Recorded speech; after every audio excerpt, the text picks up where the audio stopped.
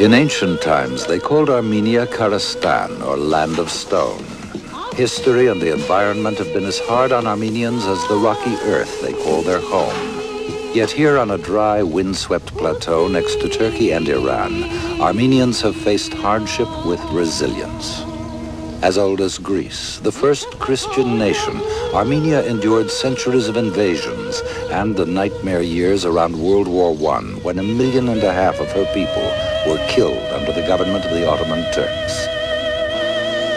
Armenia survived to become a modern industrial nation and a republic of the Soviet Union. Then, in December 1988, once again the world turned upside down.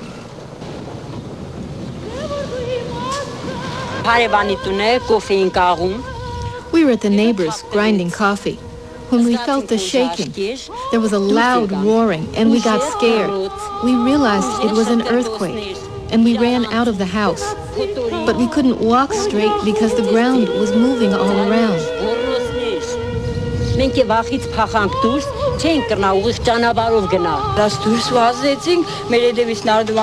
My husband and I ran out of the house and the stairs behind us fell down. Nobody from upstairs could get out, only us. The building in front of me, the radio factory across the street, they all collapsed like they were bombed.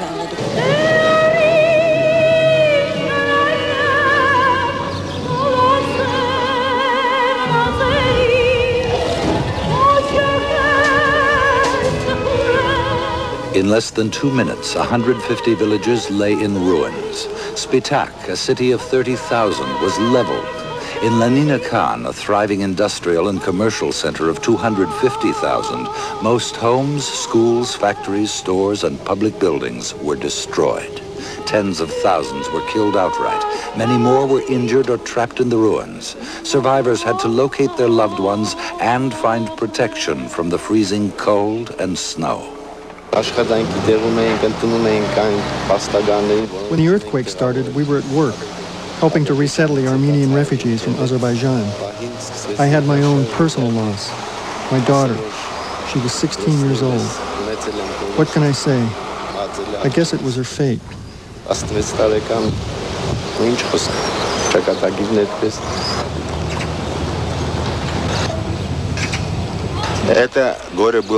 It wasn't just our grief. Sorrow was everywhere. You'd look around and everyone was in the same situation. One man couldn't find his relatives at all because fire broke out on several buildings. People inside, both dead and alive, all burned. At night, there were no lights. We didn't have any flashlights, so people made these torches. But then the torches started more fires. I thought the Turks were attacking us. Everyone thought so.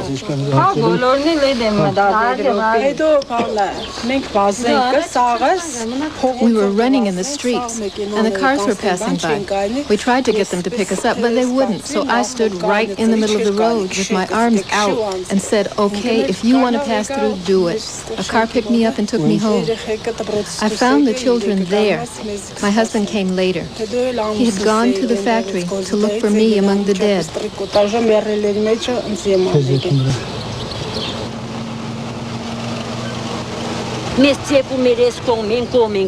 The road was waving all around. We didn't know what to do. Then we ran to see about our family. We heard Lenina Khan had been destroyed, and here in our village, the school, the store, the kindergarten. Later we went to Lenina Khan to find our relatives. So much was destroyed and so many were killed. Students at the college and technical schools. What could we do after something like that?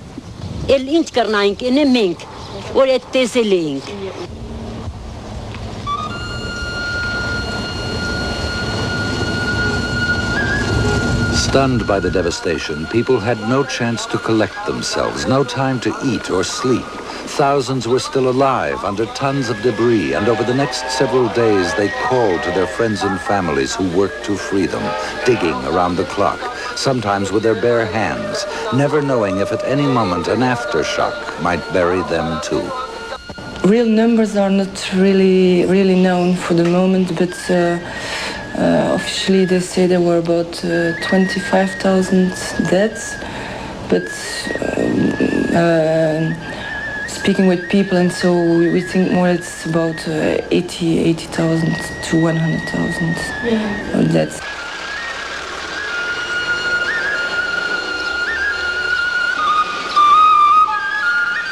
At the time of the quake, there could be no proper funerals. People had no private time to grieve. They lived in the streets, huddled around campfires, among piles of empty coffins, digging and waiting for news of those who were still missing. There was shock, disbelief, and then anger. In the first few days after the earthquake, Soviet television broadcast scenes of outraged survivors who accused managers of the government construction companies with major responsibility for the extent of death and destruction. Вот. А разворовали цемент, его, понимаете, кому угодно строили. Подвалы строят в городе, гаражи частные. Это все ворованное, это добро. Это государство будет держаться на таких штуках. До каких пор? Уже докатились. The force of the earthquake was about the same as the 1989 San Francisco quake, but the tremors lasted 6 times as long, and many tall buildings had not been designed to withstand the shock. We are working mostly in Leninakan, and their estimation is that about 60% of the city has been destroyed completely. So when you go in the city, you see a lot of buildings who are still who didn't fall down, but you have to break them down because it's too dangerous to live in these buildings.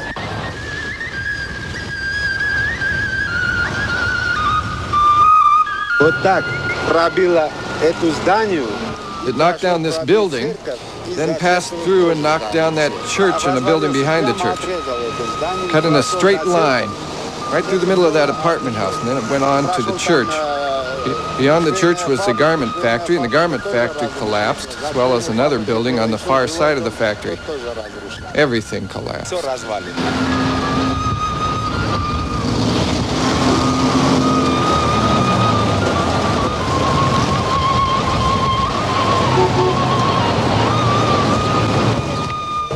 Everybody has their own story. Everyone remembers where they were and what they were doing when the earthquake struck. And there's a widespread need to talk about it, as if somehow the painful memories will be lessened in the telling. Or if others know, they can avoid a tragedy like this themselves.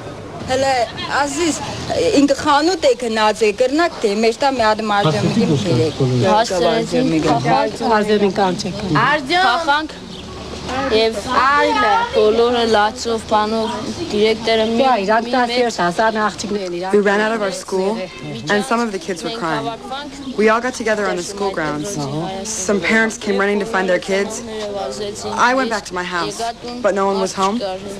When I went back to school, I found my mother and my father.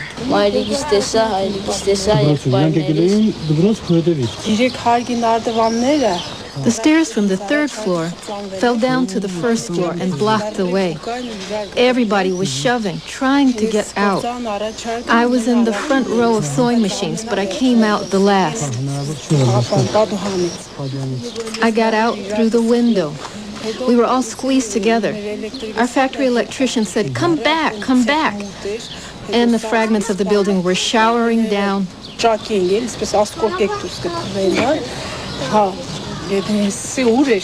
I was pushed up against something, and it was really painful. When I turned back, it fell down.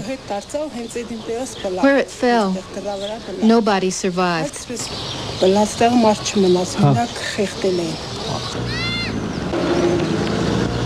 Survivors say they had made preparations. There were earthquakes here in the past, and most people knew what to do. But this time, some of the places they went to for safety turned out to be the most dangerous. Here was the main part of the school. Many students were killed. You know, they had earthquake drills, and everybody knew they were supposed to stand under the big beams, because that's where the building was strongest. So they did what they'd been told, and they stood under the beams, but then the beams collapsed and killed them. That's it. The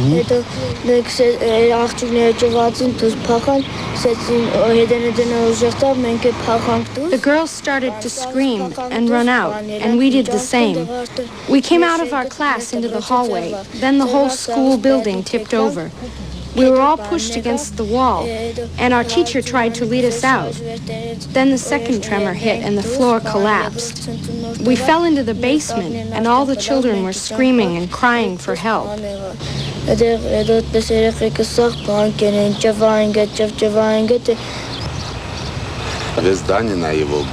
The whole building was on top of my son, and there was no way in the world we could get it off him. We amputated his leg. But his system was poisoned. So he opened his eyes, he smiled a bit, he thought he was saved. But then just 10 minutes later, he died.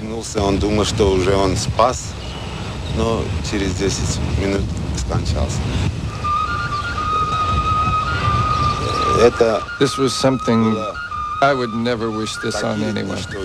Not the most evil or hateful person. Not even my most terrible enemy should have to live through something like this.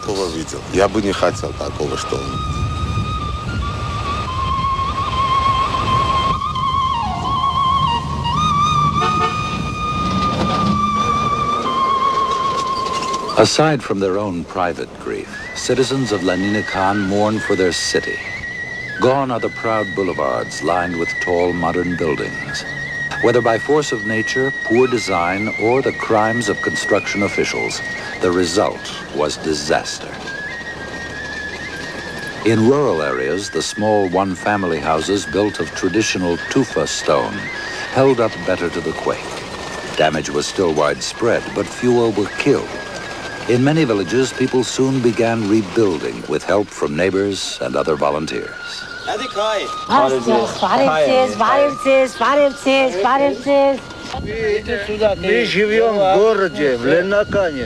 live up in the city, in Leninakan. We came to build. We want to help rebuild the village.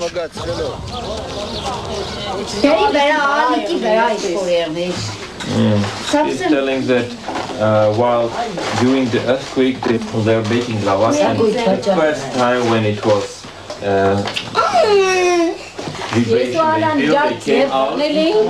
they came out and they're saying that it was like water in the sea. It was also difficult to keep on standing.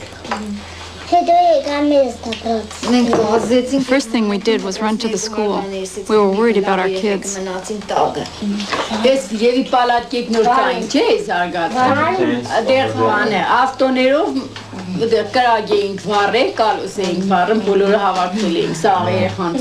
she's saying that after the earthquake they were afraid to live in the houses and for long time living outdoors, being afraid that it will be repeated and the houses will be ruined. I was here in the winter, right after the earthquake. We distributed relief supplies. I saw how the people were doing, how much they needed help, and I decided when summer came and the school term was over, I would come back and help.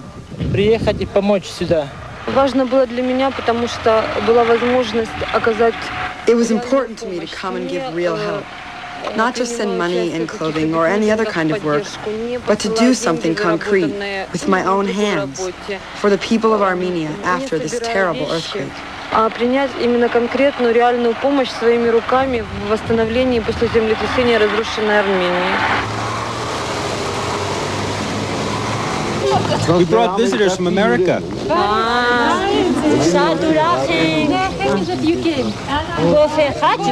Would you like some coffee? Come on, let's have some coffee. An uncle lives in Los Angeles. Our homes were all knocked down, but they're going to rebuild them. We can talk about this later.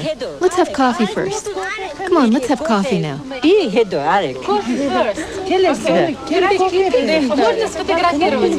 How about a picture?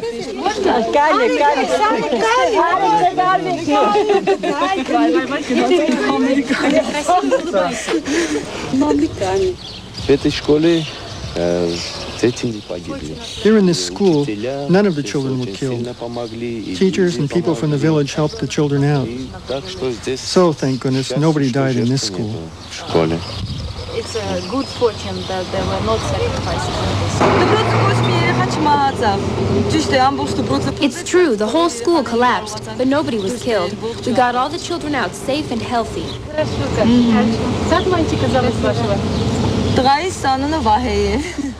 My son's name is Vahe, and he was born just 3 months after the earthquake. Listen, my house is right over here. Please, come and have some coffee. Please, come on. Every day, in 1,000 little ways, people are reminded of the tragedy they share. It will be a long time before life returns to normal. Yet people shoulder their grief with quiet dignity, doing their best to carry on with life. Crops have been planted and harvested. The colorful marketplaces are bustling. Asked where they found the strength, people look first at one another and then give thanks for the material support and the volunteers that came from Armenia, other parts of the USSR, and over 50 foreign countries. People were coming from all over with their cars full of bread. They came from towns in other parts of Armenia and from across the border in Georgia. They came from Yerevan and Echmiadzin.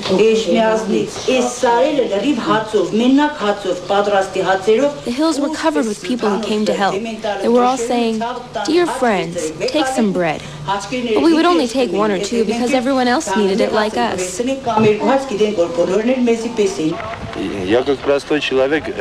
I'm just a simple guy. I saw other people were coming from all over the world to help. How could I not join them? It's my republic, my people. I couldn't help but do it. It was on my soul. I wanted very much to work here and to help. Everyone wants to rebuild, and they've been encouraged by all the help from outside. But sadly, the reconstruction effort has been plagued with problems.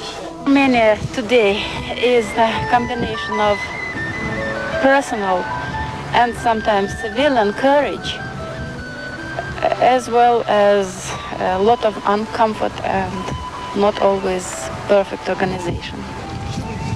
Traditional building techniques have always been slow, but foreign volunteers and local residents also complain about shortages of tools and building supplies and the poor coordination of the Soviet economy. Yes, we've started building barns and houses both. It's true, we have plenty of manpower, but there's a terrible shortage of building materials, especially tufa stone. It's a real problem. Everybody needs materials. We need to draw up a schedule so that everyone can get materials as they need them. At times there aren't enough hammers to keep everyone busy hammering. But people do remarkably well with what they have. It's too bad they don't have more because the workers here are worth more than they have. Pace is something that we've had to adjust to, and things are done differently here, and supplies are delivered sporadically. So, you know, one day there was enough cement to fill the forms halfway, and then there wasn't anything else to do. The hammers are of poor quality, and they've been doing everything just fine. It just takes longer. Everything. This is 3 weeks, more than 3 weeks, because part of it was done before we came. It took months to clear the rubble and put the water, power, and sewer systems back online. The situation grew desperate as winter approached, with 500,000 people still in need of decent shelter.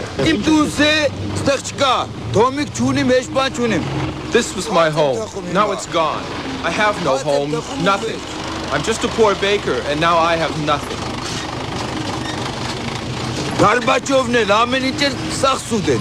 Gorbachev. He promised to help. It's all lies. Lies, I'm telling you. That's what I say. I know what I know. Some fear Lenina Khan will never be rebuilt. Just outside of the city, there's a vast project to build apartments for 50,000 people. But the work is poorly organized and there's a shortage of cement. Many wonder out loud if these new buildings will withstand another earthquake. With so little progress, most people question Moscow's commitment to reconstruction. But others say help from the Soviet government has been substantial. The greatest help comes from the USSR, no? And there are about 100,000 people working in Lenina Khan. They are living there and they are doing a lot of work. I think the international help, it's a little part from that. And I think it's important to say because sometimes everything is focused on international help. It's important because it's also it showed the international solidarity with a catastrophe like this. But the help from the USSR was very important also.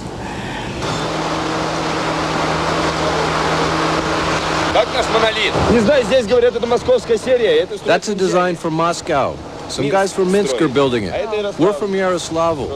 That building is going up with precast concrete slabs, but we're pouring in place.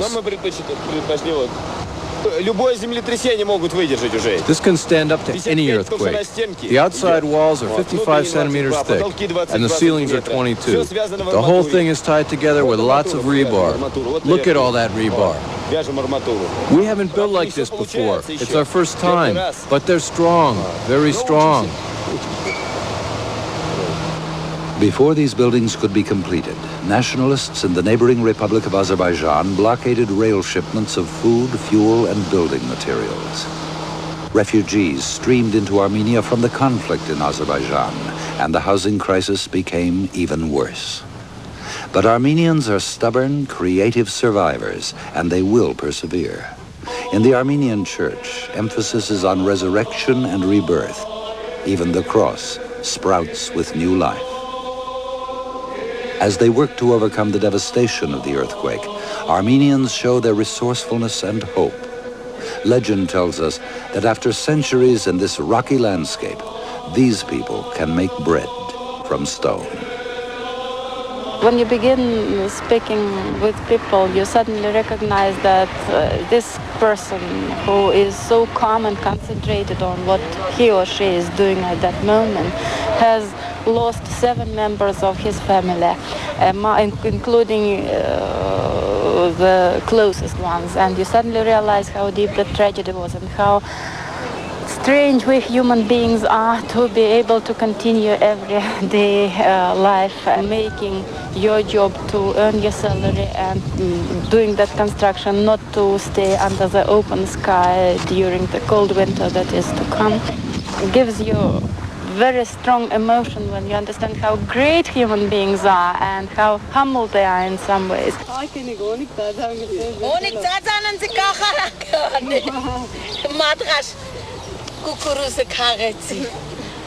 Աբրիկ, բալաջան, աբրիկ, ասված ձեզի երկար կյանք տա, քեզ շնորհք ավելի տա, ուժ ու երան տա, բալաջան.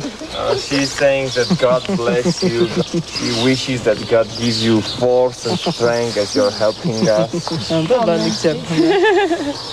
Բա իմ տղես էլ բալաջան, ճահմասարան վերջի կուրսան մգարը թուրն է, չէ՞ դու հայերեն գիտես, գնաց մագադան սպես շինջոգատ, պատեր փլվեներ են, այս եղավ 12-13 տարի լոր ձեզի տեսնում ենք հանեմ ուրախանում որ այսպես ջահելներ եկել ծեր եք մեկնեմ, այդ մասն է ծեր մենս ում դեռ քեզ սաշկենյանի բայց թե չստացվավ իրան ետ գալը նոր թող աստված իրանց դուրեն ինչ խսեմ չհաբրած լավորեր թող ես լավ ջահելներն ապրին բալաջան. She had a son who was in a construction group and there was accident there and he is dead about 10 years ago, so and looking at us she's remembering Ջահել եք, երանտունիկ, ուժունիկ, ձերս մեկնելու, ինչ խսեմ, խյուժունիկ, ընգազին էլ ես իքշիմեն սպանել, իրես օրինակ մեզ իպես հասկացողներ ինչ շատ մեր սպանել, եկել են աշխլոց ասկացման ջահել, ես մատխաշ գերիդասասները ծերել մեկնմ նեղորերում.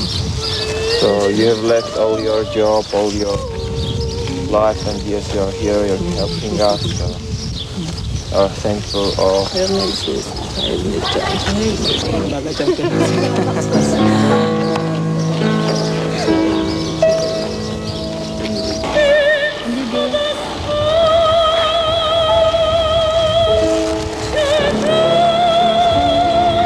Я еще не закончил кладбище. Здесь должен стоять 4 памятники опять. There will be 4 gravestones here. Там тоже стало немножко. Now you're feeling bad too. I didn't want to burden you with our sorrow. But you know, it can't be helped. When you forget something, the same thing will happen again. That's why everyone, everywhere in the world must always remember that a tragedy like this can happen. No one should ignore it. Because today it's Armenia, tomorrow it could happen in America, another time in Italy or Japan. The same thing can happen anywhere. And the people need to be prepared. Везде может быть такого, и люди должны быть начеку.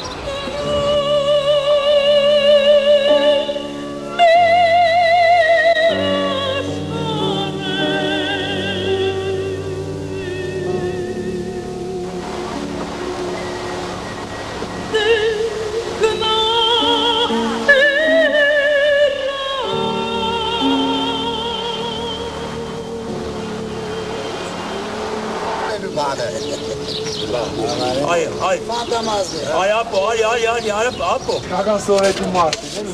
Cantato Kagan.